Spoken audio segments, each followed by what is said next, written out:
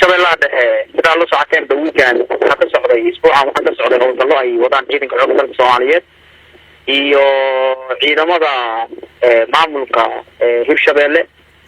howlgalladaas si wanaagsan ay u socdaan. nimankan maleeshiyaadka ah oo ummadda Soomaaliyeed dhibaatada ku haya ayaa muddooyinkii dhanbaba halkaan dhibaato aad u baahsan ku hayay.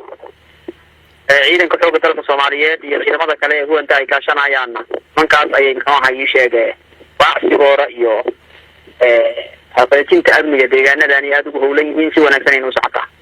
waa tahay ilaa hadda maxaa khasaaro aad u geysteen maleeshiyaadka al-shabaab ee dagaalkaas ku qaadeen? khasaarahooda runtii wax la soo koobi karo maahan. khasaare aad u xoogan ay la kulmeen. nimankan awalba dee wadiiqo qaldan ay ku socdaan, wadiiqo qaldan unbayna ku dhimo doonaan.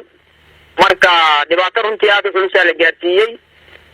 howlgallo dhowr maalmood socday ayaa lagu qaaday, laakiin labada howlgallo ugu waaweyneeday waxay ka dhaceen meel la yiraahdo galka Labashiir iyo meel la yiraahdo Xararey.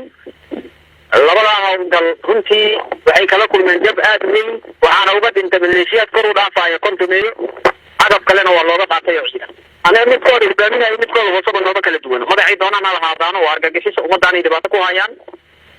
waxaan habaysan doonaa amniga deegaanadan ayagana insha allahu tacaala intaan looguma siman doone qorshayaal badan oo ku socon doona jira haddii la yiraahdo.